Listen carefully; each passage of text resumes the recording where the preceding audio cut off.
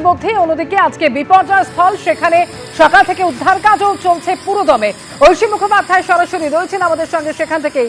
ঐশী, এই মুহূর্তে যেটা মূল চ্যালেঞ্জ সেটা হচ্ছে ভেতরে কেউ রয়েছে কিনা নিশ্চিত করা, যদি কেউ থেকে থাকে সেই জায়গা লোকেট করা, এবং তারপরেই ম্যাসিভ কাটিং শুরু হবে, যার মাধ্যমে ধ্বংসাবশেষ সরিয়ে ফেলার কাজ শুরু হবে। আজ সকাল থেকে উদ্ধার কাজ চলছে, কোন পর্যায়ে এই মুহূর্তে সেই কাজ? দেখো, বুধবারে ঘটনাটি ঘটেছে এবং সেই দুর্ঘটনা ঘটে যাওয়ার পরে আজকে ৩ নম্বর দিন। এখনো পর্যন্ত যদি ভিতরে এই ডেব্রিস অর্থাৎ ধ্বংসস্তূপের তলে কেউ থাকেন, তাহলে তিনি যদি বেঁচেও থাকেন তাহলে সেটা মিরাকেলের থেকে কম কিছু নয়। গতকাল রাত্রেবেলায় আমরা দেখেছিলাম, গতকাল সকাল থেকেই কিন্তু তারা শুরু করেছিলেন ইন্টেন্সিভ সার্চ অপারেশন, অর্থাৎ প্রত্যেকটা জায়গায় কিন্তু তারা তল্লাশি চালাচ্ছিলেন নিবিড়ভাবে, এবং সেখানে কিন্তু আমরা দেখেছিলাম 3টে জায়গা সুনিশ্চিত করেছিলেন তারা। 3টে সুনির্দিষ্ট জায়গায় তারা প্রথমে খনন কাজ শুরু করেন এবং খুঁড়ে তারপরে ভিতরে প্রবেশ করেন।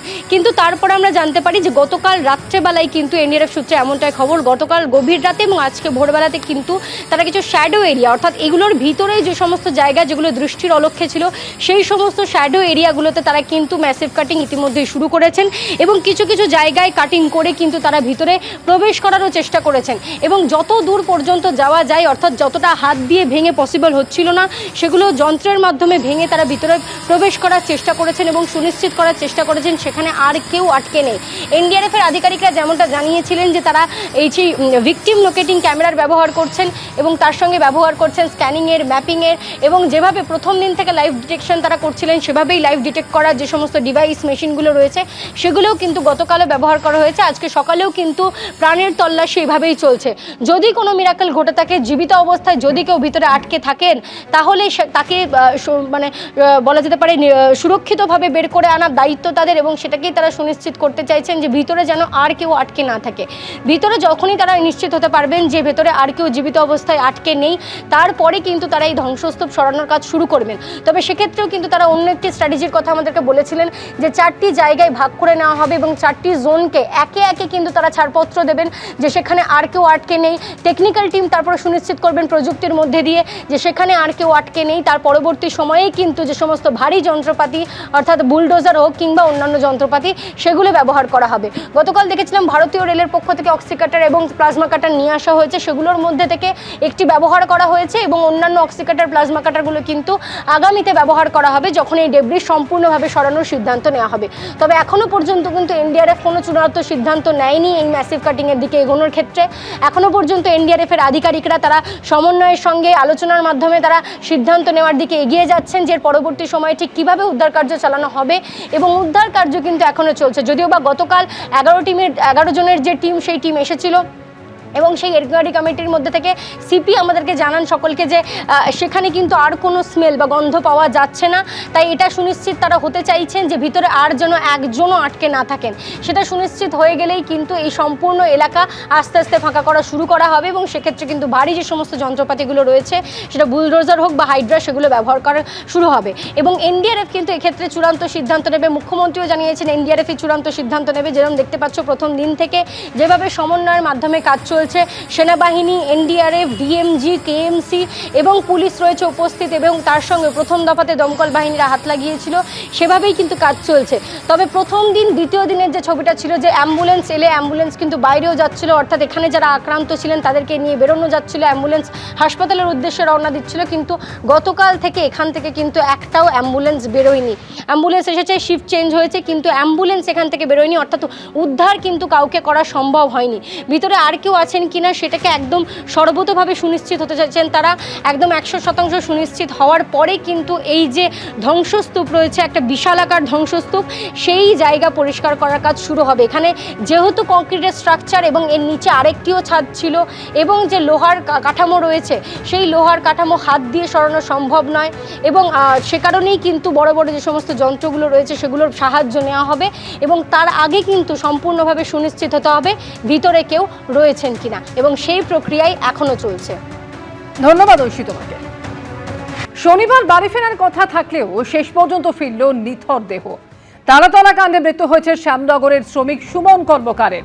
পরিবারের দাবি, প্রতিদিনের মতোই কাজের উদ্দেশ্যে তারাতলায় গিয়েছিলেন তিনি। দুর্ঘটনার পর থেকে তার কোনো খোঁজ পাওয়া যাচ্ছিল না। অবশেষে বৃহস্পতিবার গভীর রাতে পরিবারের কাছে খবর এসে পৌঁছয়। পরিবার সূত্রে জানা যায়, দুর্ঘটনায় দেহ এতটাই ক্ষতবিক্ষত হয়ে গিয়েছিল যে প্রথমে তাকে শনাক্ত করা সম্ভব হয়নি। পরে হাতের আঙুলে থাকা আংটি দেখে পরিবারের সদস্যরা তার পরিচয় নিশ্চিত করেন।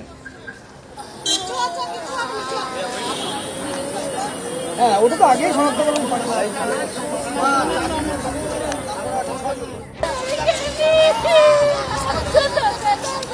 সুমনি আয় করতো, সুমনির ওপরেই রোজগার করতো। আর ওর বাবা তো মানে আমার বাবা তো একটা পা নিয়েই বলতে গেলে খোড়া মানুষ, উনি ইনকাম করে না, ওইভাবেই সংসার চলতো আমাদের।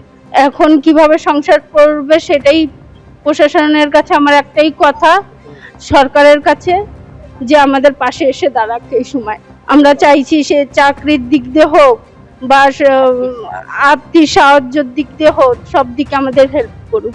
শুধু আমার জন্য না, আমি সবার জন্য ক্ষতিপূরণ চাই সরকারের কাছে, আর এর উপযুক্ত শাস্তি চাইছি। যারা যারা এর সাথে জড়িত, আমরা তো জানি না কে আছে কে নেই, বড় বড় মাথা যতগুলো আছে সব কটাকে যেন টেনে হিসেবে বের করা হয়। ওখানে এই নতুনই গেছিল কাজে, ওই তো মঙ্গলবার দিন রাত্রিবেলা গেছে, বুধবার দিন এই ঘটনা হয়েছে। পরিবারে আমার 2 ছেলে, আমি আর আমার হাজবেন্ড ছিল। এখন আর এই মুহূর্তে আমার হাজবেন্ড তো নেই, এখন তো ইনকাম করার কেউই নেই। সেটাই তো আমি বুঝতে পারছি না কি করে। এখন আর মুখ্যমন্ত্রী যদি আমাদের যদি একটুখানি সাহায্য করে তাহলে গিয়ে খুব ভালো হয়। চাইছি যাতে আমরা যাতে খেয়ে পড়ে যাতে বাঁচতে পারি, সেই ব্যবস্থা করে দিলে ভালো হয়। জনের যেন চরম শাস্তি হয়, আমাদের মতো আর যেন কারো যেন এরকম না হয়। ফের উত্তপ্ত হয়ে উঠল ভাটপাড়া। 35 নম্বর ওয়ার্ডে বোমাবাজির অভিযোগ। 35 নম্বর ওয়ার্ডের মন্ডলপাড়ায় ভোররাতে এই ঘটনা ঘটে। ভোররাতে শব্দ শুনতে পান এমনই দাবি করছেন এলাকাবাসী। খতিয়ে দেখছে পুলিশ। ভাটপাড়ার 35 নম্বর ওয়ার্ড এবং মন্ডলপাড়া, সেখানে ভোররাতে এই ঘটনা ঘটেছে বলে জানা যাচ্ছে। উত্তপ্ত হয়ে উঠল ভাটপাড়া। 35 নম্বর ওয়ার্ডে বোমাবাজি হয়েছে। ভোররাতে শব্দ শুনতে পান বলে এলাকার মানুষ তারা দাবি করছেন। ঘটনাস্থলে পুলিশ পৌঁছয় এবং খতিয়ে দেখছে গোটা বিষয়টি।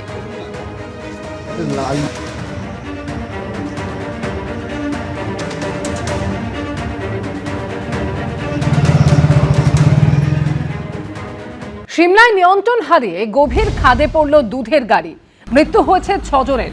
সিমলার টাকলেচে দুর্ঘটনাটি ঘটে। গাড়িতে থাকা 6 জনেরই মৃত্যু হয়েছে। कुखी पार को साम पाले जाए ना कुखी काली लाल छत वाला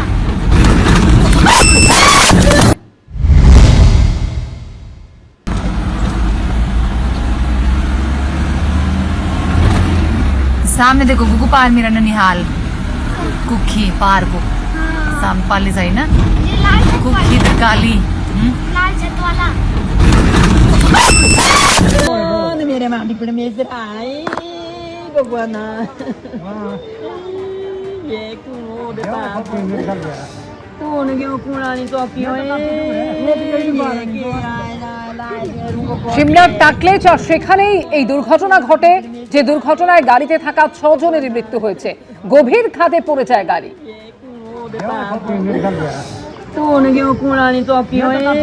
ইতিমধ্যে অন্যদিকে আজকে বিপর্যয় স্থল, সেখানে সকাল থেকে উদ্ধার কাজও চলছে পুরোদমে।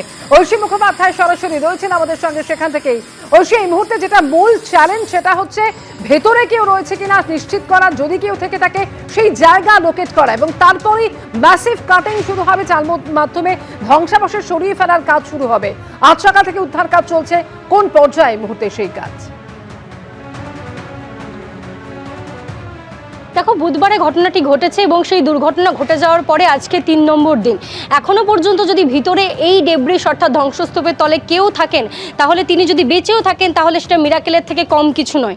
গতকাল রাত্রেবেলায় আমরা দেখেছিলাম, গতকাল সকাল থেকেই কিন্তু তারা শুরু করেছিলেন ইন্টেন্সিভ সার্চ অপারেশন, অর্থাৎ প্রত্যেকটা জায়গায় কিন্তু তারা তল্লাশি চালাচ্ছিলেন নিবিড়ভাবে, এবং সেখানে কিন্তু আমরা দেখেছিলাম 3টে জায়গা সুনিশ্চিত করেছিলেন তারা। 3টে সুনির্দিষ্ট জায়গায় তারা প্রথমে খনন কাজ শুরু করেন এবং খুঁড়ে তারপরে ভিতরে প্রবেশ করেন।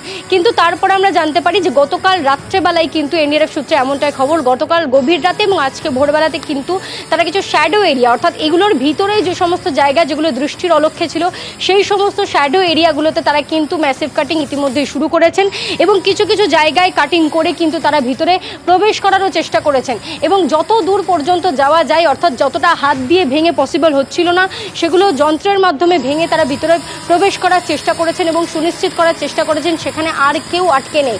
এনডিআরএফের আধিকারিকরা যেমনটা জানিয়েছিলেন যে তারা এই যে ভিকটিম লোকেটিং ক্যামেরার ব্যবহার করছেন এবং তার সঙ্গে ব্যবহার করছেন স্ক্যানিংয়ের, ম্যাপিংয়ের এবং যেভাবে প্রথম দিন থেকে লাইভ ডিটেকশন তারা করছিলেন সেভাবেই লাইভ ডিটেক্ট করার যে সমস্ত ডিভাইস মেশিনগুলো রয়েছে সেগুলোও কিন্তু গতকালও ব্যবহার করা হয়েছে। আজকে সকালেও কিন্তু প্রাণের তল্লাশি এইভাবেই চলছে।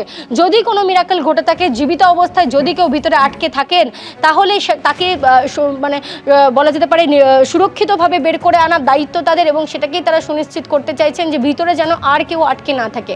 ভিতরে যখনই তারা নিশ্চিত হতে পারবেন যে ভেতরে আর কেউ জীবিত অবস্থায় আটকে নেই তারপরে কিন্তু তারা এই ধ্বংসস্তূপ সরানোর কাজ শুরু করবেন।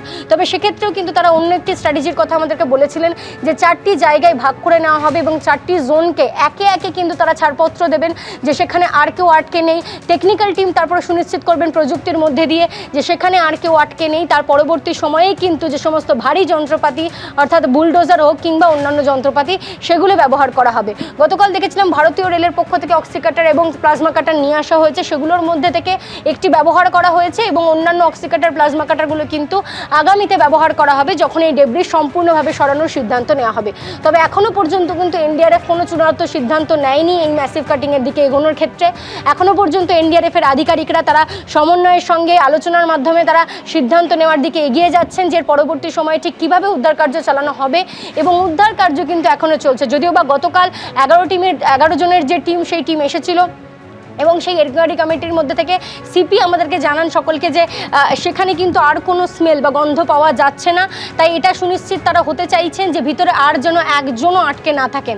সেটা সুনিশ্চিত হয়ে গেলেই কিন্তু এই সম্পূর্ণ এলাকা আস্তে আস্তে ফাঁকা করা শুরু করা হবে এবং সেক্ষেত্রে কিন্তু ভারী যে সমস্ত যন্ত্রপাতিগুলো রয়েছে সেটা বুলডোজার হোক বা হাইড্রা সেগুলো ব্যবহার করা শুরু হবে এবং এনডিআরএফ কিন্তু এক্ষেত্রে চূড়ান্ত সিদ্ধান্ত নেবে। মুখ্যমন্ত্রীও জানিয়েছেন এনডিআরএফই চূড়ান্ত সিদ্ধান্ত নেবে। যেরকম দেখতে পাচ্ছ প্রথম দিন থেকে যেভাবে সমন্বয়ের মাধ্যমে কাজ চলছে, সেনাবাহিনী, এনডিআরএফ, ডিএমজি, কেএমসি এবং পুলিশ রয়েছে উপস্থিত এবং তার সঙ্গে প্রথম দফাতে দমকল বাহিনীরা হাত লাগিয়েছিল, সেভাবেই কিন্তু কাজ চলছে।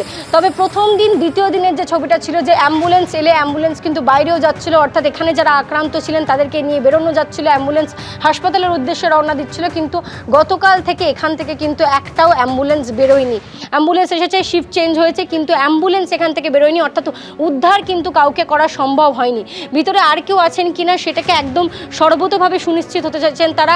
একদম 100% সুনিশ্চিত হওয়ার পরে কিন্তু এই যে ধ্বংসস্তূপ রয়েছে, একটা বিশালাকার ধ্বংসস্তূপ, সেই জায়গা পরিষ্কার করার কাজ শুরু হবে। এখানে যেহেতু কংক্রিটের স্ট্রাকচার এবং এর নিচে আরেকটিও ছাদ ছিল এবং যে লোহার কাঠামো রয়েছে সেই লোহার কাঠামো হাত দিয়ে সরানো সম্ভব নয় এবং সে কারণেই কিন্তু বড় বড় যে সমস্ত যন্ত্রগুলো রয়েছে সেগুলোর সাহায্য নেওয়া হবে এবং তার আগে কিন্তু সম্পূর্ণভাবে সুনিশ্চিত হতে হবে ভিতরে কেউ রয়েছেন কিনা এবং সেই প্রক্রিয়াই এখনো চলছে। ধন্যবাদ ঐশী তোমাকে। শনিবার বাড়ি ফেরার কথা থাকলেও শেষ পর্যন্ত ফিরল নিথর দেহ। তারাতলা কাণ্ডে মৃত্যু হয়েছে শ্যামনগরের শ্রমিক সুমন কর্মকারের। পরিবারের দাবি প্রতিদিনের মতোই কাজের উদ্দেশ্যে তারাতলায় গিয়েছিলেন তিনি। দুর্ঘটনার পর থেকে তার কোনো খোঁজ পাওয়া যাচ্ছিল না। অবশেষে বৃহস্পতিবার গভীর রাতে পরিবারের কাছে খবর এসে পৌঁছয়। পরিবার সূত্রে জানা যায় দুর্ঘটনায় দেহ এতটাই ক্ষতবিক্ষত হয়ে গিয়েছিল যে প্রথমে তাকে শনাক্ত করা সম্ভব হয়নি। পরে হাতের আঙুলে থাকা আংটি দেখে পরিবারের সদস্যরা তার পরিচয় নিশ্চিত করেন। হ্যাঁ, ওটা তো আগেই শনাক্ত করা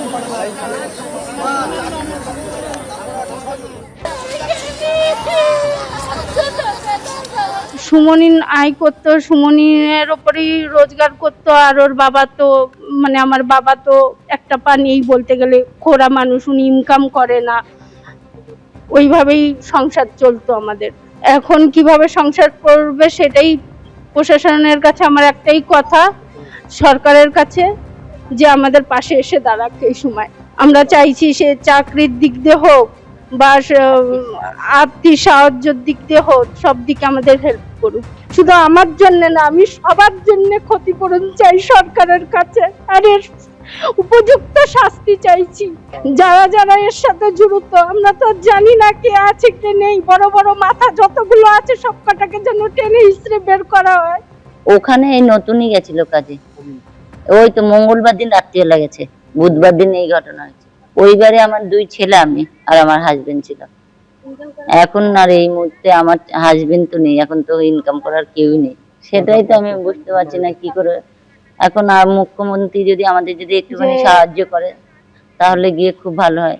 চাইছি যাতে আমরা যাতে খেয়ে পড়ে যাতে বাঁচতে পারি, সেই ব্যবস্থা করে দিলে ভালো হয়। জনের যেন চরম শাস্তি হয়, আমাদের মতো আর যেন কারো যেন এরকম না হয়।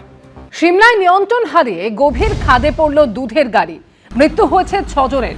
সিমলার টাকলেচে দুর্ঘটনাটি ঘটে, গাড়িতে থাকা 6 জনেরই सामने মৃত্যু देखो হয়েছে। पार मेरा ननिहाल कुखी पार को साम पाले जाई ना कुखी काली लाल छत वाला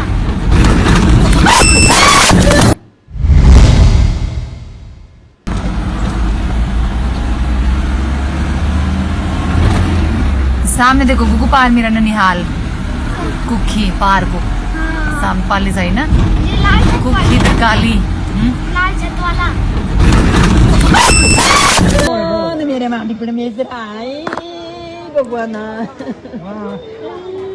ये क्यों देता तू ने क्यों कुणानी तो क्यों